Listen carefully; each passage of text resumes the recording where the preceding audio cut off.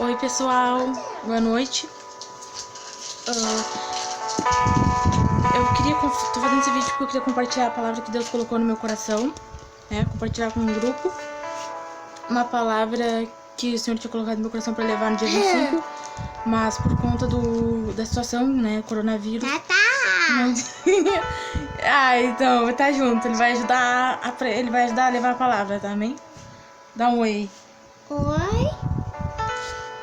No livro de 1 Coríntios, amém? Capítulo 10, do versículo 1 ao 12. Porque não quero, irmãos, que vocês ignorem o fato de que todos os nossos antepassados estiveram sobre a nuvem e todos passaram pelo mar. Em Moisés, todos eles foram batizados na nuvem e no mar. Todos comeram do mesmo alimento espiritual e beberam da mesma bebida espiritual, pois bebiam da rocha espiritual que os acompanhava, e essa rocha era Cristo. Contudo, Deus não se agradou da maioria deles, por isso seus corpos ficaram espalhados no deserto. Essas coisas ocorreram como exemplos para nós, para que não cobicemos coisas más, como eles fizeram. Não sejam idólatras, como alguns deles foram. Conforme está escrito, o povo se assentou para comer e beber, e levantou-se para se entregar à farra. Não pratiquemos imoralidade, como alguns deles fizeram, e num só dia morreram 23.000. Não devemos pôr o Senhor à prova, como alguns deles fizeram, e foram mortos por serpentes. E não se queixe, como alguns deles se queixaram, e foram mortos pelo anjo destruidor. Essas coisas aconteceram a eles como exemplos, e foram escritas como advertência para nós, sobre quem tem chegado o fim dos tempos. Assim, aquele que julga estar firme, cuide-se para que não caia. Amém? O Senhor colocou essa palavra no meu coração, né? Falando sobre a vida, sobre nossa vida como cristão, né? Que nós não devemos seguir os maus exemplos do mundo, né? As práticas, né? O pecado, da onde o Senhor nos tirou. E essa palavra, Paulo está nos aconselhando, né? Dando esse conselho, esse alerta de que a gente deve cuidar as nossas decisões, as nossas atitudes, de não seguir as práticas do mundo, ou seja, o pecado, né? E naquele tempo, o povo de Israel é um povo amado por Deus, um povo que tinha uma grande promessa, né, de Deus. Esse povo, o povo de Israel, mesmo vivenciando, né, grandes milagres, maravilhas, né, que foram realizadas, né, através de Moisés, né, que Deus realizou através da vida de Moisés, mesmo vendo tudo que Deus fez por eles, né, da onde Deus tirou eles do Egito, levou eles ao deserto, e o povo de Israel, mesmo com tudo que viveu, né, todos esses milagres, eles esqueceram de Deus no deserto, porque eles olharam para o deserto, para as circunstâncias da vida, eles olharam para as situações, eles não olharam para Deus e esqueceram quem era Deus na vida deles, esqueceu da onde eles saíram, onde Deus os tirou. E esse é o grande perigo na nossa vida cristã, quando a gente esquece as nossas origens, da onde o Senhor nos tirou, o que Deus fez sobre nossa vida. É muito mais fácil a gente olhar para circunstâncias momentâneas, para situações que vão passar pela nossa vida, mas é só um momento, é só uma fase, e logo ela passa.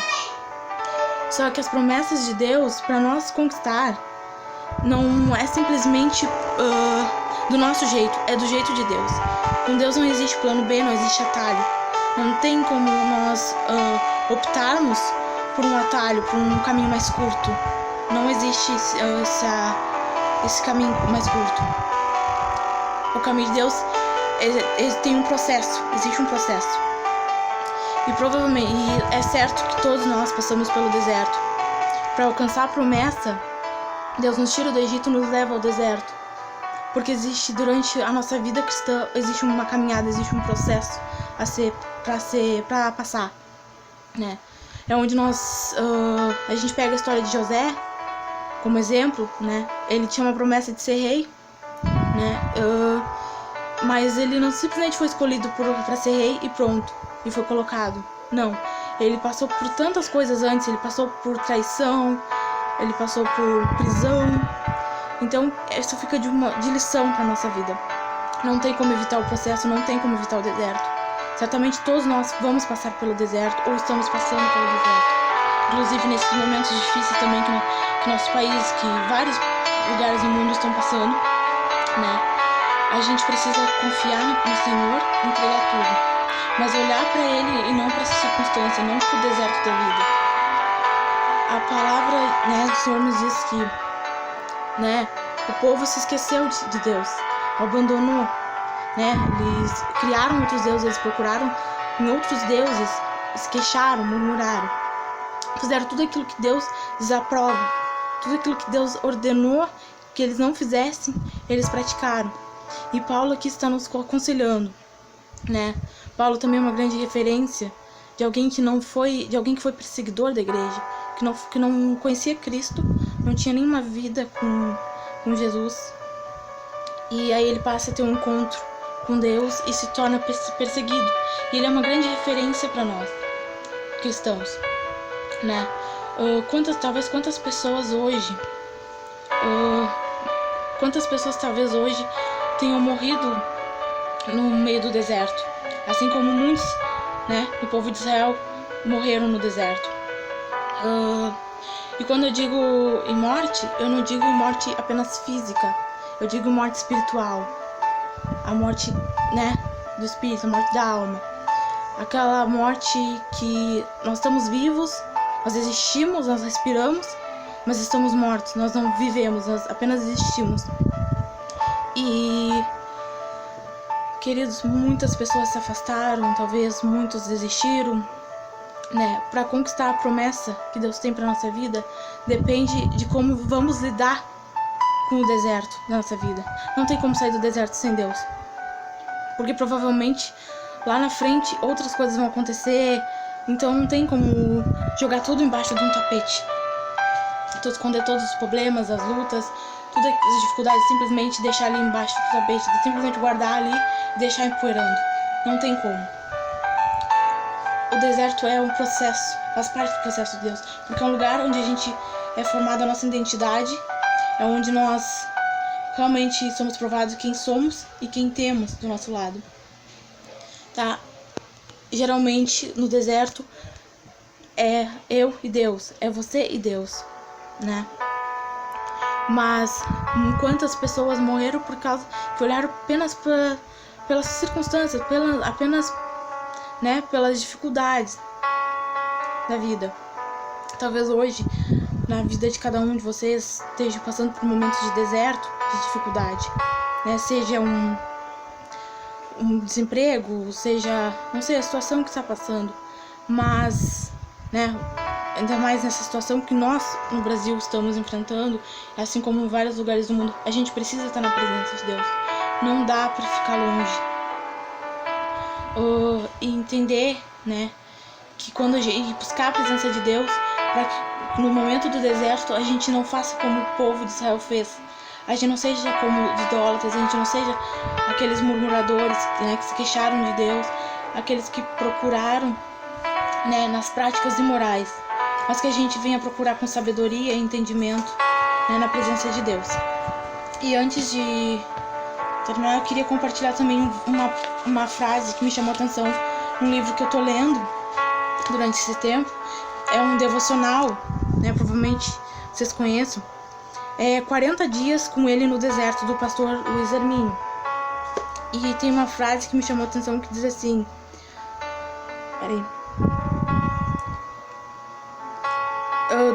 pois do Egito é Deus quem te tira, e da Babilônia quem tem que sair é você. Essa palavra ficou gravada no meu coração, porque muitas vezes Deus nos tira do Egito, nos tira do mundo, do pecado, né? Nós conhecemos a Jesus, temos uma vida com Cristo, e pelo, não sei, decorrer da nossa caminhada, nós paramos, nós retrocedemos, nós voltamos para as práticas que não agradam a Cristo, né? Tomamos atitudes erradas, passamos a ter a iniquidade, né? Que quando a gente tem a consciência de que é pecado, mas a gente continua fazendo. Esse seria o lugar da Babilônia, né? Lugar que é um lugar imoral, foi um lugar muito ruim, muito cheio de pecado, de idolatria, mas que fique gravado no nosso coração que a gente precisa nesses tempos estar mais unidos, buscando a Cristo, né? E procurando ser luz no meio de tanta escuridão, de tantas trevas, fazer a diferença. E essa palavra que eu tinha para compartilhar no dia 25, né? Mas devido a toda essa situação, eu decidi passar aqui para vocês para não deixar passar em branco. Mas também eu queria compartilhar uma coisa que aconteceu comigo hoje, de madrugada. Como eu costumo, às vezes, praticamente eu tô acostumando a dormir muito tarde, eu acordo um pouco tarde. E essa madrugada, eu já venho pedindo pra Deus me acordar durante as madrugadas pra orar, né? E fazendo esse propósito de oração. Às vezes também a vida fica na correria, né? A gente tá parado, mas como eu faço faculdade EAD, à distância, minhas aulas continuam. Então eu tenho trabalho e prova e aí às vezes fica na correria de fazer os trabalhos, de fazer as provas. E eu não... E aí às vezes a gente não faz aquilo que... A gente não cumpre com aquilo que nós deveríamos estar fazendo. A gente não faz com excelência. E hoje pela manhã, pela madrugada, eram 6 horas, 6h10. Eram 6h10 da manhã. Eram 6h10 da manhã e eu acordei hoje 6h10 da manhã com uma voz que falou no meu ouvido. Foi uma experiência diferente, porque eu nunca cheguei a ter mais tipo de experiência. Apenas sonhos e através da palavra de Deus e profetas que Deus usou na minha vida para falar comigo. Mas hoje, 6h10 da manhã, eu acordei porque eu ouvi uma voz falar comigo. E essa voz pegou e disse assim: quando vai ser a tua vez? E foi uma pergunta. Eu senti que foi uma pergunta, né? E eu acordei, eu acordei com essa voz falando no meu ouvido essa pergunta, e eu senti um arrepio, mas eu não senti medo, eu senti paz, e eu senti de orar, porque eu entendi que o Espírito Santo estava me perguntando, né, que estava perguntando quando seria a minha vez, quando que eu ia orar, quando que eu ia, né, porque a gente tem que fazer a nossa parte. Então o Espírito Santo nos chama para falar com ele porque ele sente saudade. A gente precisa buscar cada vez mais nesses tempos difíceis, porque a gente vê que a palavra está se cumprindo. Mas isso não é uma palavra é uma palavra apenas de reflexão, uma palavra apenas para nós refletirmos o que nós temos feito, quais são as nossas práticas, para que nesses momentos difíceis Deus encontre um Noé hoje na terra, né? E a gente possa entender aquilo que fomos chamados para fazer e não perder o foco de olhar para Jesus. O mundo está desesperado, está em pânico, mas nós que servimos a Cristo temos que estar em paz e confiar que Ele está no controle de tudo, para que assim a gente possa também, né, refletir essa paz para outras pessoas que estão apavoradas, porque nesse momento elas estão sensíveis. E é nesse momento, como foi falado no culto na quarta, né, online, que os corações estão mais sensíveis à voz de Deus, e que a gente possa aproveitar essa brecha, essa sensibilidade, né, para falar de Jesus, tanto sendo online, que é o momento que a gente tem agora, é online, não podemos estar juntos no culto, mas a gente continua junto como corpo em Cristo, mesmo que seja à distância. Tenho certeza que Deus vai fazer grandes coisas ainda, né? Mas a gente precisa buscar, né? E a palavra também diz que feliz é aquele que promove a paz. Que a gente possa, né? A gente possa trazer paz para essas pessoas que estão desesperadas. Nós possamos ser luz, na verdade, levar a Cristo a elas, porque o mundo está clamando. E esses momentos que Deus tem nos chamado para um despertamento, sim, mas também acredito que Ele está nos chamando para um conhecimento, para um aprendizado. Quantas lições a gente tem aprendido, né, durante esses tempos difíceis. Porque hoje a gente vive num tempo que a gente quer tudo rápido, mas tudo que vem rápido acaba rápido, termina rápido, sabe? E hoje tá tantas coisas acontecendo, tantas palavras se cumprindo, mas que a gente possa aprender a buscar mais de Deus, e que quando Deus fizer, né, se Ele assim querer abençoar o Brasil e mudar essa situação, que eu creio que Deus vai mudar, que a gente não esqueça, como o povo de Israel esqueceu, o que Deus fez, o que Deus tem feito. A gente não se esqueça dele, como o povo de Israel. Obrigada, boa noite. Era isso que eu tinha pra vocês.